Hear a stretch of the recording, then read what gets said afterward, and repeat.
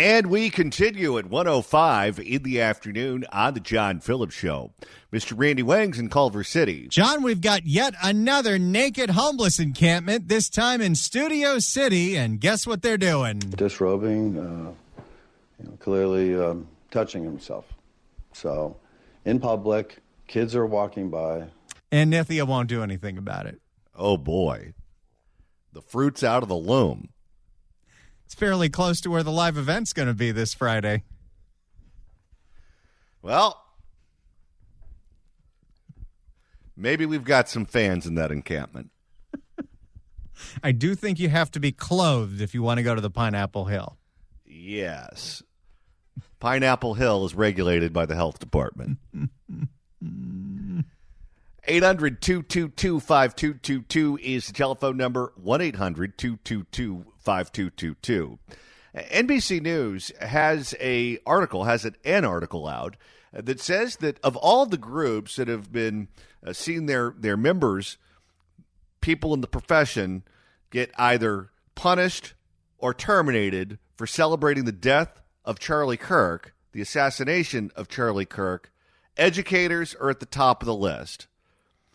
In my own personal life, I noticed on my own timeline, the worst offenders were educators, followed by healthcare professionals and then government workers.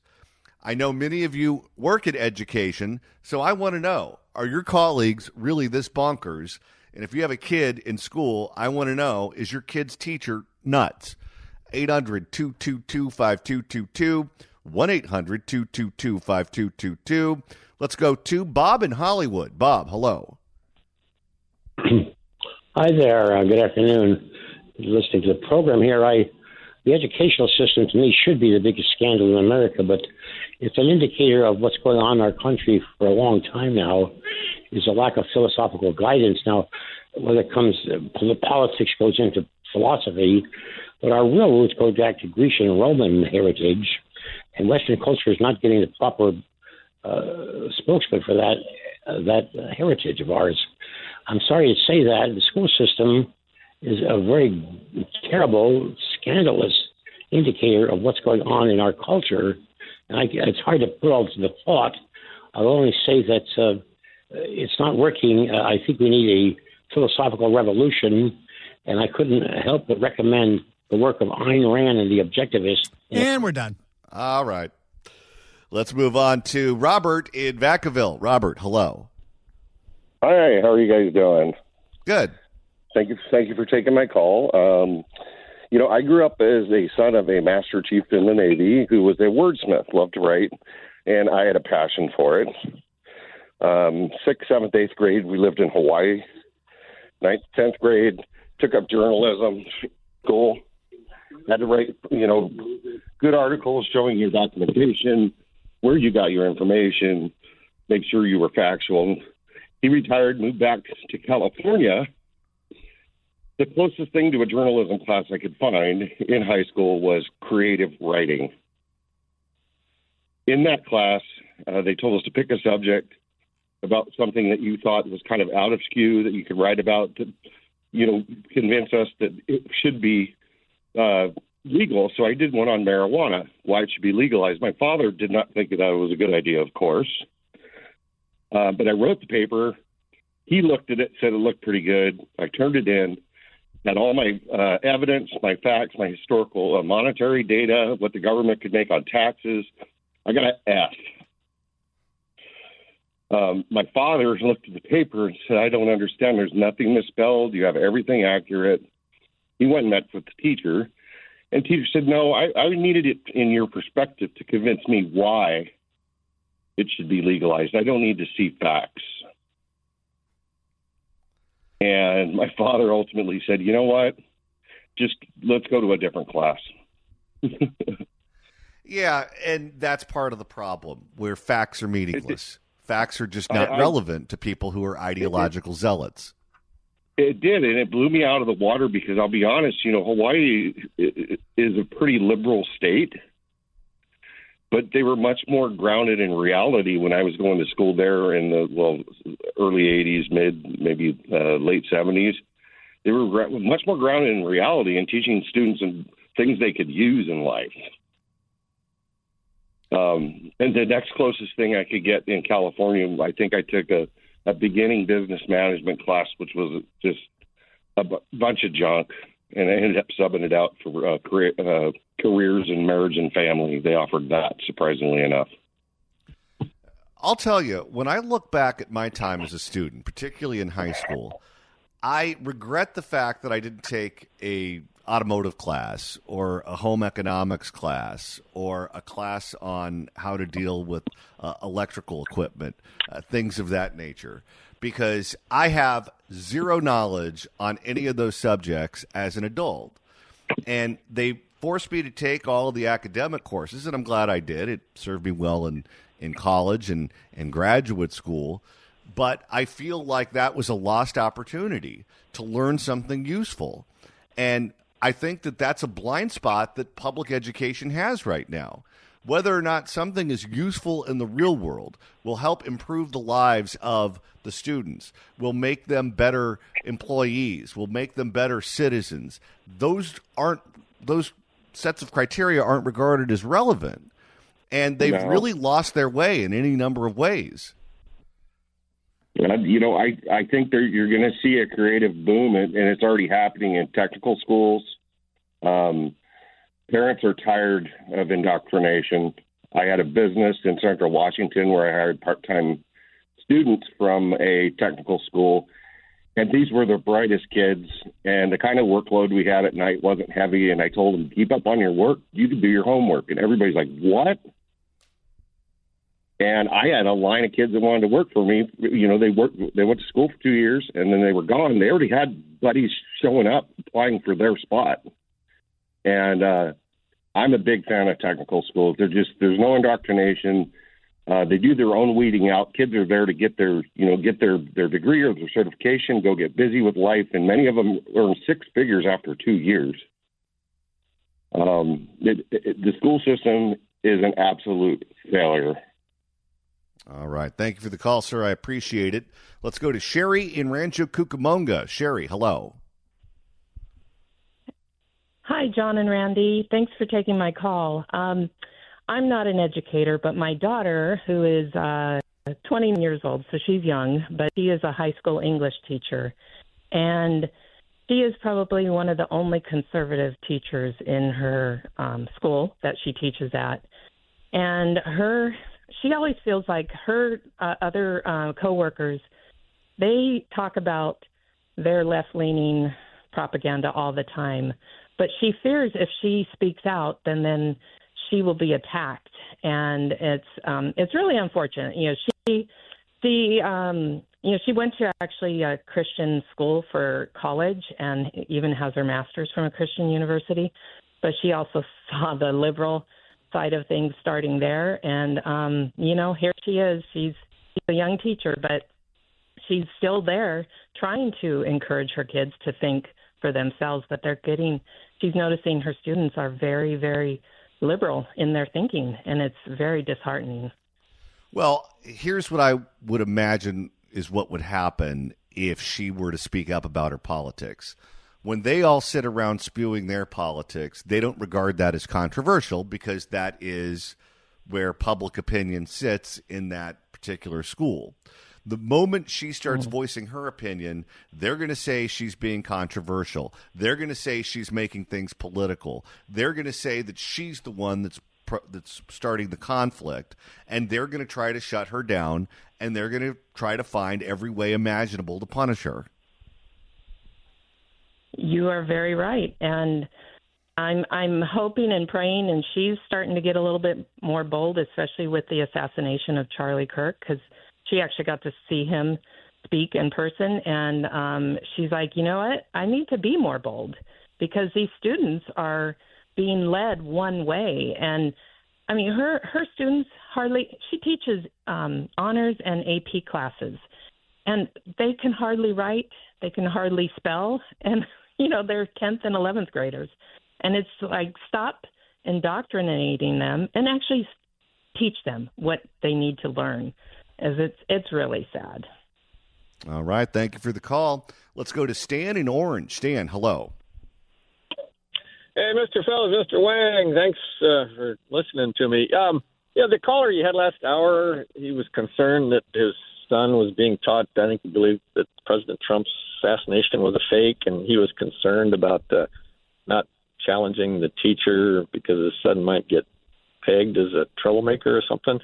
I mean, if that was me and my kid, I'd be standing at the teacher's room 8 o'clock the next morning and or the principal of the school demanding an explanation for why you're teaching my kid a bunch of lies. I mean, another side of that, too, when my kids are both in their 40s now, so they were in elementary school a long time ago. Matter of fact, my youngest kid's a teacher, unfortunately. She's one of the better ones, though, and she has the same issues as that previous caller said. But when my kids were in elementary school, my wife and I worked swing shift, and we helped out in the school. I don't know if schools even allow that anymore because of the parents looking in on what's going on. But I wanted to know who the teacher was. I wanted to know who my kids were playing with. And we were in the school, in the classroom, either my wife or I, 3 days a week.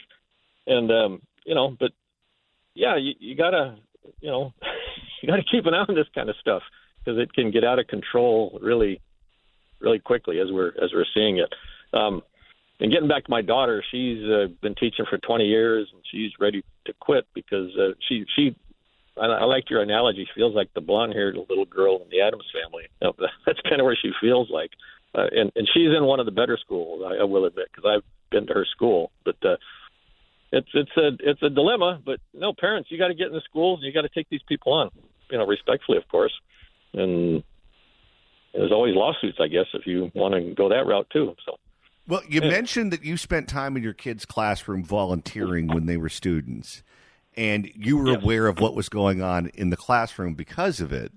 And I think what was an eye-opener for a lot of people was during COVID, when all of the instruction was over the computer and parents could sit in the room and hear what their kids were being taught. And I think it was a real eye-opener for a lot of people when they found out that their kids' history class wasn't really much about history, or the math class wasn't spending a lot of time talking about math, but they heard all the subjects that were being discussed. Yep, exactly. Again, I had the advantage. My wife worked part-time, and I worked swing shifts, so we were available during the day, and I can understand some parents don't have that opportunity, but you got to get in the classroom somehow and to see what's going on. It's very important. All right. Thank you for the call, sir. Let's go to George in Alhambra. George, hello. Yes, sir. Thank you for taking my call. I'm a retired educator here from L.A., and one of the things I'd like to do is give you a solution, maybe, a direction. Okay. Every school in the United States and most universities go through an accreditation process. In other words, they're certified. And in the Western states, it's called Western Association of Schools and Colleges, and they do education audits. They don't do financial audits. They don't do operational audits. They do education audits.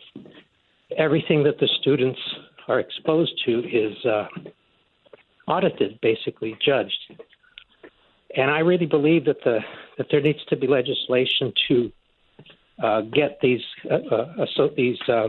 accrediting bodies to begin taking on these issues, because the school districts, through their board members, allow a lot of this. The universities, through their presidents, allow this. However, they still need money. None of the districts make money by building more widgets. They make money by complying. So compliance is a huge issue. That's something that the legislation has to really respond to if they want to make change. Number two, every teacher in LA has come through one of the universities.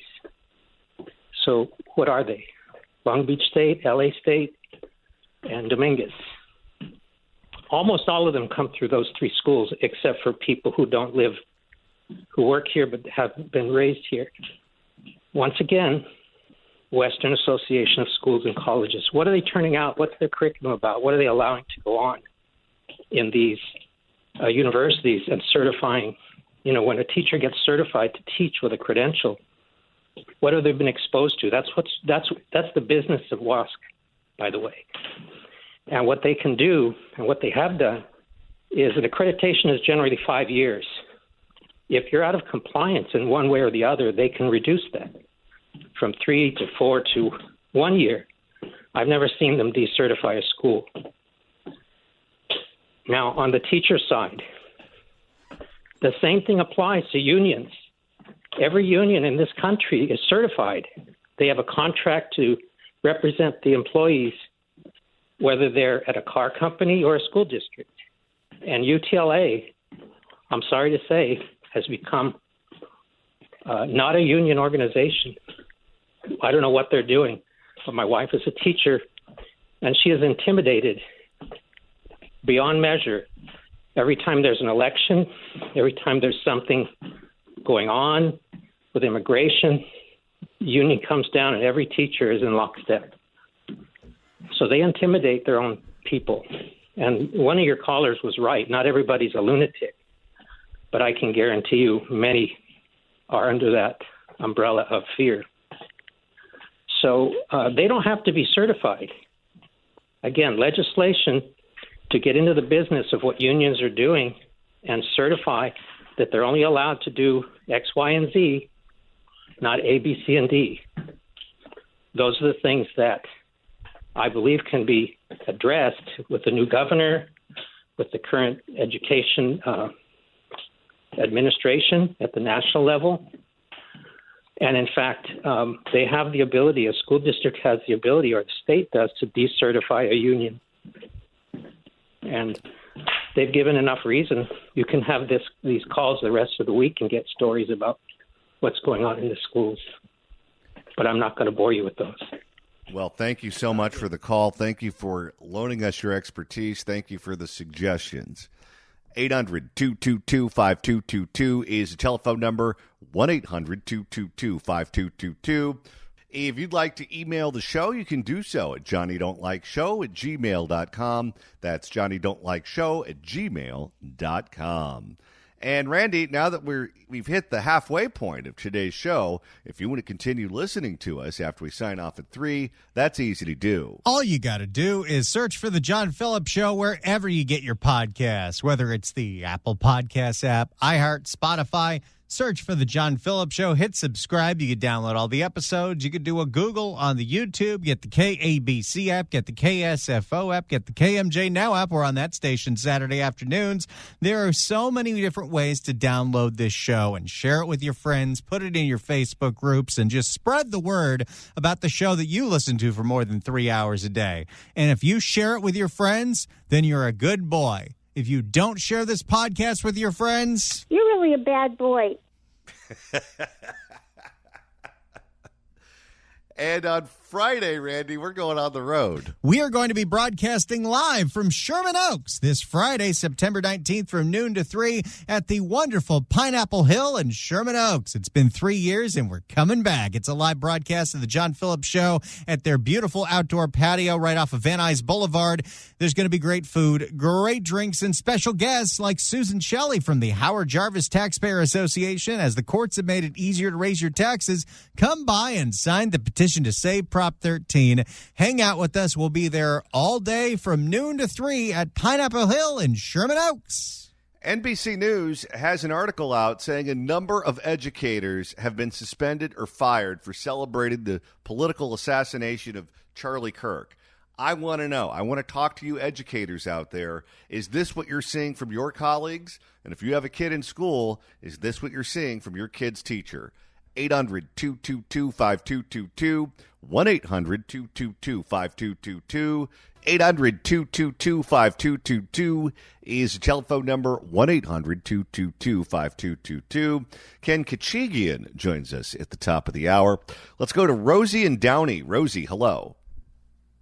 Hi there, John. Okay, so regarding your last segment with teachers that are being targeted, I have now retired over 5 years, but I taught kindergarten solely, and kindergarten is exposure, and it's not mastery. So when I first started teaching, it was the best time ever. The kids had reality. We could do painting. We could do, visit animals and bring animals into the classroom and just a variety of things. And celebrate every holiday in fun, like the Halloween Christmas parade. The whole school got dressed up, and it was a fun-filled event. Well, eventually they took that away because we were taking away from instructional time. But yet we would have these stupid assemblies that had nothing to do with anything except wokeness. Anyway, about 25 years into my teaching, which I was an exemplary teacher. I got awards for being, a great kindergarten teacher, and the parents loved me. All of a sudden they decided, oh, she doesn't know how to teach. And that's when they were starting to implement, all the wokeness of Common Core and all that BS crap. But anyway, I believe that I was targeted because I had a picture of Trump and Melania on Inauguration Day, and I had it at my front door. Well, the union people decided, and administration decided that they never told me to take it down, but they decided that I was too Republican and I was not following the guidelines of how, education should be taught. So they put me on a program to tell me how to teach kindergarten students. And these, these proctors or people that came in had no clue how to teach kindergarten. Kindergarten is so different from teaching grades 1 through 5, okay? And the spectrum for them was that kindergarten students should walk in the door the first day, and you give them a pencil and they can write a novel, okay? And they don't believe that kids cry for their parents as kindergarten students. And, of course, they don't pee in their pants because that's not something that a 4 or 5-year-old kid would do. So I just was batted down. And I was in this program for 2+ years. So finally they called me in to the superintendent and told me that, oh, well, listen, you're not doing very good in the program. So how about let's give you an ultimatum, okay? You're not doing this, you're not doing that, so we're considering terminating you. So I was livid. And I said to them, hey, I only have a year more to go before I retire. Oh, we thought you were 50 and you were going to have another 10 years, and we didn't want you to be teaching kids this way.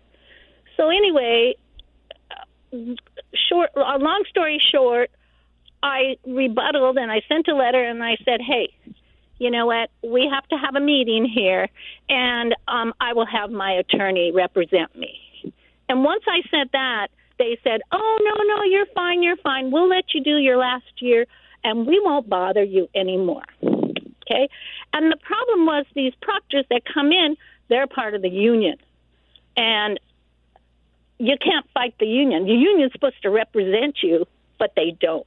They wanted everything to be their way or the highway. And obviously we're trying to get rid of me, but because I fought back and I retired in 2020, which was another nightmare because the last 3 months we had to teach kindergarten kids online because it was the COVID thing.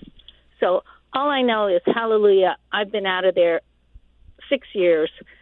And from when I talked to my teacher friends, they said it's still a freaking nightmare. And there are some that are Republicans, and luckily most of them were older like me and have retired over the last several years. But it's a joke. What you just described is mafia-level harassment in the name of compassion. Absolutely. And I get so pissed off because I listen to you, as I'm driving my errands and stuff like that. And you've talked about education before. And I get so mad, and then I try to call you, but I get put on hold, and then I got to go to my appointment or something like that. But today I literally am sitting in my garage, and I called in, and here I am with you. And it is just a pisser. And the other programs that they do, they get these brain surgeons from Sacramento that we're supposed to teach the kids how to read, okay? And then how do you teach a kindergarten kid how to read when all you're supposed to do is read a paragraph and then say, okay, share with your partner, and what do you think's going to happen next? Okay? It's ridiculous. And the math, guess what? In kindergarten, you use your fingers and you touch your fingers on your nose to count 3 plus 5. 3 plus 5. Okay, you got 5 here, you got 3 there, count on your nose. And it's 8. Oh, no. They can't do that. They got to think about how to do that on their own. Or you throw out things and you watch to see, how are they going to sort them? How are they going to do that? Well, it sounds to me like they have created a scenario where you lose regardless of whatever it is that you do, where the outcome is predetermined. It's a game you can't win, and this is the excuse they use to harass and remove people who are ideologically different. And it's part of the reason why those work environments are so toxic. Every single call that we've taken so far today from someone who doesn't agree with the majority of the teachers union, which is basically the left-wing ideology, they've been harassed and they've been punished and they've been chased out of the profession. If they don't understand that that's a problem, then maybe we need to change the people who are in charge of education, because education is supposed to be about learning things, questioning things, and having a discussion. And clearly, they're not interested in any of that. Thank you for the call. Thank you for sharing your story. Let's go to Jason in the South Bay. Jason, hello. Hey, John and Randy, thank you for taking my call. I echo so much of what I've heard my colleagues speak on. I guess I want to take a slightly different direction. I was one of the many teachers, probably thousands of employees for LAUSD that got fired for refusing to take that vaccine that doesn't work and kills people and all that stuff. So if I could retrace my steps, and looking at this from hindsight, they were targeting the people like myself that had sincerely held religious beliefs. Well, not only that, we had what was called infection-derived natural immunity, meaning we had gotten COVID like so many other people. Our immune system fought it off, and we were totally okay, but LAUSD was like, no, you got to get the shot or you walk the plank. Well, my theory on this, seeing from the last almost 4 years now, is they wanted to get the people like myself with sincerely held religious beliefs that were different from the left-wing ideology out, because as soon as the COVID thing happened and Biden and Kamala Harris got in there, then they started pushing heavy the alphabet soup mafia curriculum. And, by that time, I was not, I'd been fired for refusing to take the shot, but I was hearing from my colleagues. And so the running joke for conservative teachers or Republican teachers is like, you can either be like that one-man island and stand up and take whatever crap they throw at you, or you become like the James Bond teacher where you have the I'm with her, feel the burn, left-wing stickers on the back of your car, but and you go to all the meetings and you just keep your mouth shut. So, that's my take on it. Let me tell you this, sir. Obviously went. I don't know if you've been following it, but there's a group of Alaska Airlines flight attendants who are not only suing Alaska Airlines for firing them for not taking the COVID jab, they're also suing their union for failure to adequately represent them. And this thing is going to go all the way up to the top of the food chain in the courts. And if the Supreme Court votes with the Alaska Airlines flight attendants over the company and the union, then they're going to get back pay and they're going to be given their jobs back, and they're going to probably get a huge settlement from these companies and these unions illegally punishing them for doing something that they were not legally obliged to do. And if the Supreme Court ends up voting that way, I hope you guys bankrupt the school district too. Amen. We're actually one of the groups that are suing LAUSD. I'd love to get with your call screener and get our attorney on the air with you so you could interview. You could talk to him about all the different cases because, it was totally illegal what they did. You can't mandate medication under emergency use authorization, and they just did that. So if you'd like to, I'd definitely follow up with your call screener. Thank you for taking my call. Send it over. Thank you for the call. I appreciate it. 800-222-5222 is the telephone number. 1-800-222-5222. Ken Kachigian joins us at the top of the hour. He has a piece out in tomorrow morning's Wall Street Journal saying he thinks Gavin Newsom is going to lose on Prop 50. He'll explain why coming up after the news. Right now, we're taking your calls at 800-222-5222, 1-800-222-5222. Let's begin with Cheryl in Lake County. Cheryl, hello. Hello. I'm not an instructor. I don't have children in school, but I sort of had a flashback of how things were really starting to get weird 50 years ago in Solano County. I had taken a class called Human Sexuality, and the teacher was a hippie chick gal, and they were both guys and gals in the classroom when she told us one day that we should, and we did. We got up on the desk, dropped our laundry, and she handed us a mirror to see what our privates look like. Now, it takes a permit. I know. Yes, as a student, I was like, I guess I do this here in this town. It was a new school to me in the same county I'd grown up in. It was not like that. And looking back, we had to have permission slips to be taken on a field trip. And that was the same year, 73, when Planned Parenthood came to town. And as you know, parents never knew what child had an abortion or things like this happening in class. So I'm just saying, the weirdness had already sort of started 50 years ago, and it sure has snuck up on us. And keep on trumping. Well, thanks, guys. I'll tell you this. I know one of the knocks on colleges are that they don't prepare you for real life. They don't prepare you on how to get a job in the real world.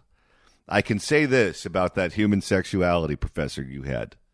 She taught each and every one of you how to get cast in a Harvey Weinstein flick. You know what I thought of? The way everyone's so obese these days, they have Dickie-Doo. They can't see under there. Maybe it's necessary in this day and age because you don't see down. But people were slimmer then, and it was kind of odd, and I'm surprised that she got away with it. All right. Well, look at that. You went to school with the cast of Hair. Thank you for the call. I appreciate it. Let's go to Henry in Anaheim. Henry, hello. Hi, John. Thanks for taking my call. Hey, I grew up in an educator's house. My stepfather was a teacher, a science teacher. And now, granted, just like the lady that was just on talking, I'm talking about a long time ago. Well, at any rate, my boys went to private school. They went to a Lutheran school, so they got to learn a little bit about church, a little bit about God, and they had an education that was absolutely fantastic. We did not see any pink or purple or any of that kind of stuff or piercings from any of those teachers. Now, my boys went to Orange Lutheran High School, and it was great education, fantastic. Move forward, now my son has two boys. They started out in private school, and it was fantastic, and they bloomed like you could not believe. They ended up being tutors for other kids that were struggling. At any point, my son and his wife unfortunately got a divorce.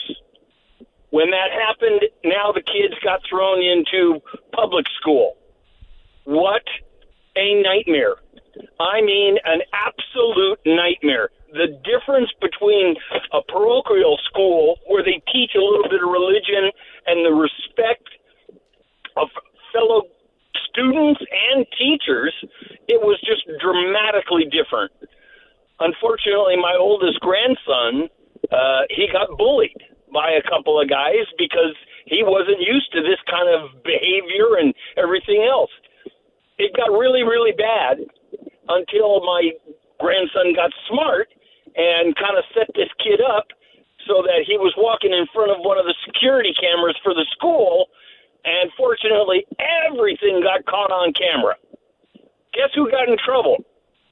My grandson, because he set this kid up. Not the kid that beat up my grandson, but anyways, my son went to the principal's office and said, "Look, this is what happened. You know you've got video footage of it. I want to see it right now."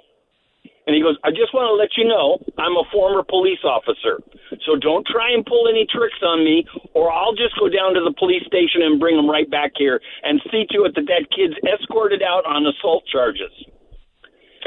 Things have changed so much in the school districts and the public schools. They've just gotten terrible since COVID.